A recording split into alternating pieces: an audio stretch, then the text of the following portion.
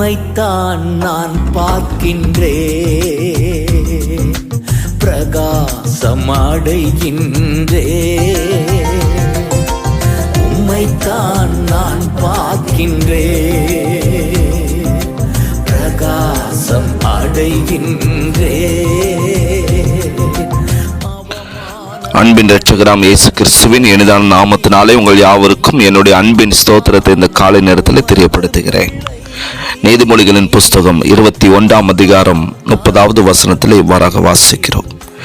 கர்த்தருக்கு விரோதமான ஞானமும் இல்லை, புத்தியும் இல்லை, ஆலோசனையும் இல்லை என்று சொல்லி. கிறிஸ்துவுக்குள் அன்பான தேவனுடைய பிள்ளைகளே, இன்று நம்முடைய மனதில் தோன்றுகிறதான ஒவ்வொரு எண்ணங்களின்படி மிகவும் துரிதமாக தீர்மானங்களை எடுத்துக்கொள்ளாமல் நாம் ஒவ்வொருவரும் பொறுமையாக கடைபிடித்து தரித்திருந்து தீர்மானங்களை எடுப்பது மிகவும் வாழ்க்கையில் நல்ல காரியமாய் காணப்படுகிறது. தரித்திருக்கிறதான நாட்களிலே அதிகமாக தெய்வ சமூகத்தில் காத்திருந்து வேதத்தை வாசித்து ஜெபித்து நல்ல ஆலோசனைகளை பரிசுத்த ஆவியானவர் மூலமாய் பெற்றுக்கொள்ள வேண்டும். பரிசுத்த வேதாகமத்தில் நாம் பார்க்கிறதான பொழுது சாலமோன் ராஜா மரித்த பிற்பாடு அவருடைய மகன் ரெகபெயாம் ராஜாவாக அவர் கடந்து வருகிறார். அப்பொழுது ஜனங்கள் தங்களுடைய கஷ்டங்களை அவருக்கு தெரிவித்து, உம்முடைய தகப்பன் எங்களை இவ்வாறாக மிகவும் கடுமையாக நடத்தினார், எங்களுடைய சுமையை நீர் லகுவாக்க வேண்டும் என்று சொல்லி அவர்கள் வேண்டிக் கொள்கிறார்கள். இந்த ரெகபெயாம் அவர்களிடம் 3 நாட்கள் தவணை கேட்டு இந்த காரியத்தை குறித்து ஆலோசனையை அவர் நாடுகிறதை நாம் பார்க்கிறோம். அந்த ரெகபெயாம் அவரோடு கூட காணப்பட்டதான வயதுக்கு மூத்த மூப்பர்கள் ஜனங்களின் வேண்டுதலை கேட்டு அவர்களின் வாழ்க்கையை லகுவாக்கும்படி அவங்க கூறினார்கள். ஆனால் அவர்களோடு அந்த ரெகபெயாமோடு கூட காணப்பட்ட வாலிபர்கள் என்ன சொன்னார்கள் என்றால், அவர்களுடைய சுமையை இன்னும் அதிகரித்து அவர்களுக்கு மிகவும் கடினமாக இருக்கும்படி அவர்கள் கூறுகிறார்கள். ஆனால் அந்த ரெகபெயாம் வாலிபர்களுடைய பக்கம் சாய்ந்து ஜனங்களை அவர் பகைக்கிறார்.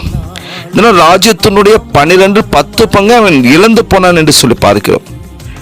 மாத்திரமல்ல, இதனால் வடராஜ்யம் தென் ராஜ்யம் என ஆட்சியானது பிரிந்து போயிற்று. ரெகபெயாம் பதிலளிப்பதற்கு 3 நாட்கள் தவணை கேட்டு ஆலோசனை நாடுதல் மிகவும் நல்ல காரியம்தான்.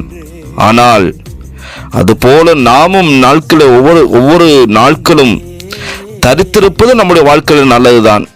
அதுபோல எந்த மனிதனுடைய ஆலோசனையை நாம் பின்பற்ற போகிறோம் என்பதில் கவனம் செலுத்த வேண்டியது அதை விட மிகவும் மேலான காரியமாய் காணப்படுகிறது. தெய்வ சமூகத்திலே நாம் பொறுமையாய் காத்திருப்பதும் மாத்திரமல்ல, தெய்வ சமூகத்திலே நாம் ஒவ்வொரு நாட்களும் ஒவ்வொரு நிமிஷங்களும் நாம் பொறுமையாக காத்திருக்கிற அந்த நாட்களிலே நாம் என்ன செய்ய வேண்டுமென்றால், தேவனுடைய ஆலோசனைகளை வேத வார்த்தைகளோடு ஒத்திருக்கும்படியாக தெய்வ சமூகத்திலே காத்திருக்க வேண்டும். எனவே நாம் வேத வார்த்தைகளை தினந்தோறும் வாசித்து தியானம் செய்ய வேண்டும். அப்பொழுது பரிசுத்த ஆவியானவர் நமக்கு நல்ல தீர்மானங்களை எடுப்பதற்கு கர்த்தர் நமக்கு கிருபைகளை அவர் கொடுக்கிற தேவனாய் இருக்கிறார். இந்த உலகத்தில் காணப்படுகிற மனிதர்கள் நம்மை தவறான பாதையிலே தவறான ஆலோசனை கூறி வழி நடத்தும்படியாக அவர்கள் எத்தனிக்கிறதான பொழுது நாம் செய்ய வேண்டிய காரியம், இக்கட்டான சூழ்நிலையிலே என்ன செய்வதென்று அறியாமல் தவிக்கின்றதான பொழுது தெய்வ சமூகத்தில் அமைதியாய் காத்திருந்து, ஆண்டவரே நான் என்ன செய்ய வேண்டும் என்று சொல்லி பரிசுத்த ஆவியானோடு ஒத்தாசைக்கா நாடுகின்றதான பொழுது சகல விதமான ஞானத்தை கொடுக்கிற கர்த்தர், சகல விதமான புத்தியை கொடுக்கிற கர்த்தர், நம்முடைய வாழ்க்கையிலே ஆலோசனை கர்த்தராய் அவர் நம்மோடு கொண்டு வழி நடத்த அவர் வல்லமுள்ள தேவன். அவருடைய திருப்பாதத்திலே தரித்திருப்போம். நம்முடைய வாழ்க்கையை கட்டுகிறவர், நம்முடைய வாழ்க்கையை சரி செய்கிறவர், நம்முடைய எல்லா விதமான காரியங்களையும் அறிகிறவர் இடத்துல ஆலோசனை கேட்டு நாம் பெற்றுக்கொண்டு வாழ்கின்றதான பொழுது தேவ கிருபை நம்மை அதிகமாக நம்மை சூழ்ந்து கொண்டு நம்மை வழி நடத்தும். ஜெபிக்கலாமா? பரிசுத்தமும் இரக்கம் நிறைந்த எங்கள் அன்பின் நல்ல தகப்பனே, இந்த காலை வேளைக்காக நாங்கள் உமக்கு நன்றி செலுத்துகிறப்பா. நீர் மகிமை நிறைந்த தேவனப்பா, நீ மாட்சிமையுடையவர் தகப்பனே. நாங்கள் ஒவ்வொரு நாளும் இரவும் பகலும் ஆண்டவருடைய வேதத்தில் தியானமாக இருந்து அவைகளை எங்களுடைய வாழ்க்கையில நாங்கள் அனுதினமும் கை கொண்டு கேட்டு நடப்பதற்கேற்ற உணர்வுள்ள இருதயத்தை தேவன் எங்கள் ஒவ்வொருவருக்கும் நீர் தருவீராக. நீர் ஆலோசனை கர்த்தராய் அப்பா, உம்முடைய வார்த்தையின் மூலமா நீர் எங்களுக்கு ஆலோசனைகளை தந்து ஒவ்வொருவரையும் செவ்வையான பாதையில வழிநடத்துவீராக. தகப்பனுடைய கரத்தில் எங்களை அர்ப்பணிக்கிறோம். இயேசுவின் நாமத்தில் ஜெபிக்கிறோம் நல்ல பிதாவே. ஆமேன், ஆமேன்.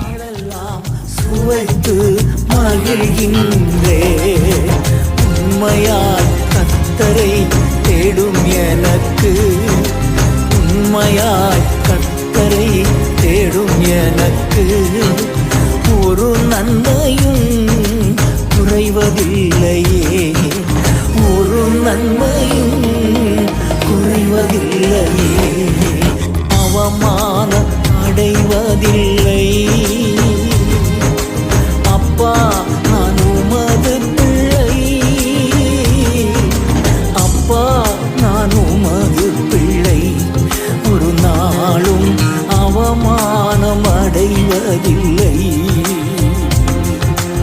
அப்பா, நான் உமது பிள்ளை, ஒரு நாளும் அவமானம் அடைவதில்லை.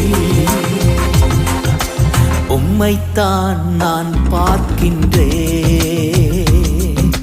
பிரகாசம் அடைகின்றேன்.